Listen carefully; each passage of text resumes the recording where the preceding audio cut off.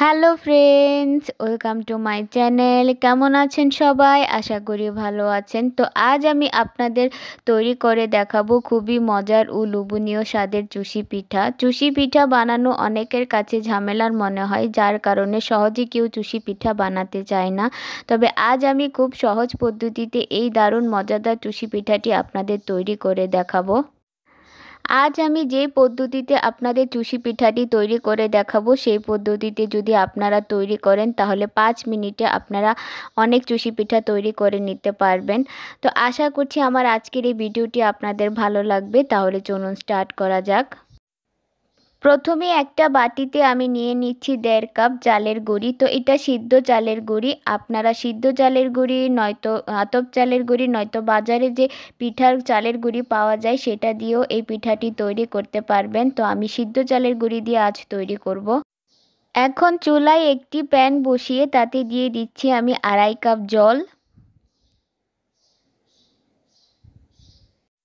দিয়ে দিচ্ছি লবণ আর হাফ টিস্পুনের মতো ঘি।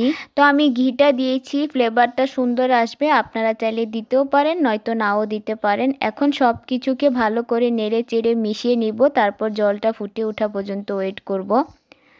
তো জলটা খুব সুন্দরভাবে ফুটে উঠেছে। এখন আমি যে চালের গুঁড়িটা রেখেছিলাম সেটা এর মধ্যে দিয়ে দিব, তারপর অনবরত নেড়ে চেড়ে মিশিয়ে নিব। তো আমি একবারে দিচ্ছি না, আমি কিছু কিছু করে দিচ্ছি আর অনবরত নেড়ে চেড়ে মিশিয়ে নিচ্ছি। অবশ্যই এটাকে অনবরত নেড়ে চেড়ে মিশিয়ে নিতে হবে, তা না হলে দলা পেকে যাবে।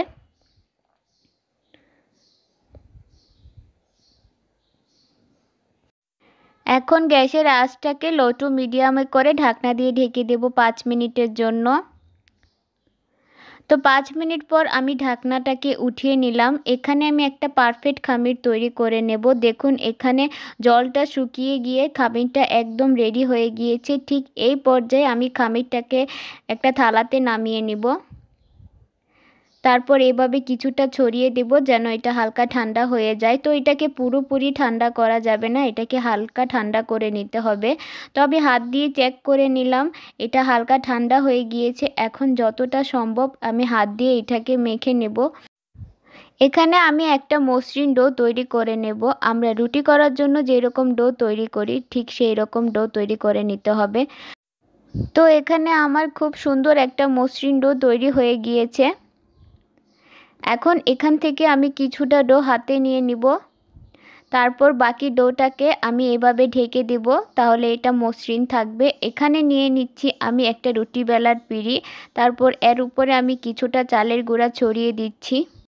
যে ডোটা আমি হাতে নিয়েছিলাম সেটা এরকম লম্বাটে শেপ করে দেব। এভাবে লম্বাটে করে দিলে চুষি পিঠাগুলো তৈরি করতে খুব সহজ হয়ে যাবে।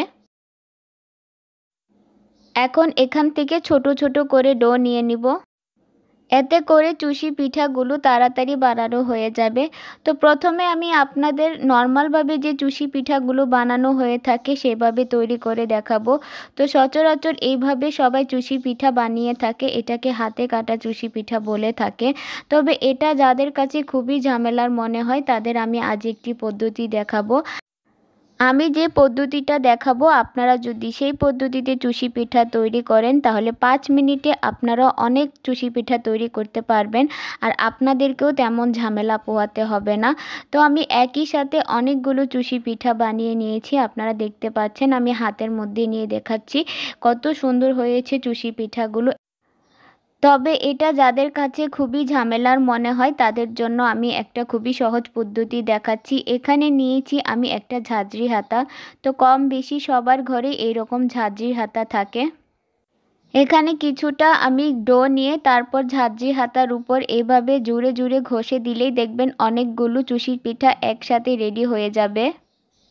দেখুন একসাথে কতগুলো তৈরি হয়ে গিয়েছে আর কতটা ঝরঝরে হয়েছে এই চুষি পিঠাগুলো। আপনারা চাইলে চুষি পিঠাগুলোকে এভাবেও রাখতে পারেন, ঠিক এইরকম শেপের। আমি হাতে নিয়ে দেখাচ্ছি কতটা ঝরঝরে হয়েছে। এইভাবে যদি চুষি পিঠাগুলো দুধের মধ্যে রান্না করা হয় তাতেও কিন্তু খেতে মজাই লাগবে। তবে যেহেতু আমি এই রকম শেপ দিচ্ছি, বাকি সবগুলো আমি এই রকম শেপে বানিয়ে নেব। এই রকম করলে চুষি পিঠাগুলো কোনো রকম ছোট বড় হবে না।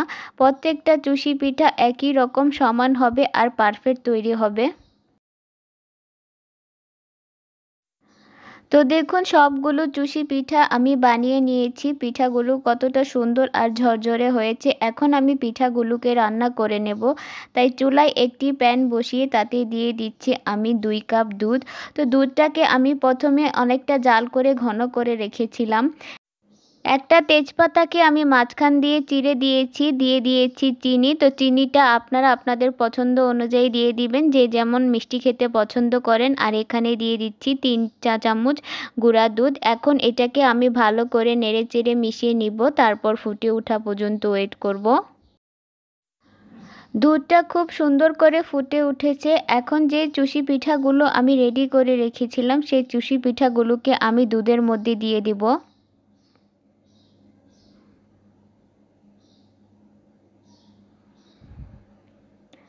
তারপর এটাকে হালকা হাতে নেড়ে চেড়ে দুধের সাথে মিশিয়ে দেব।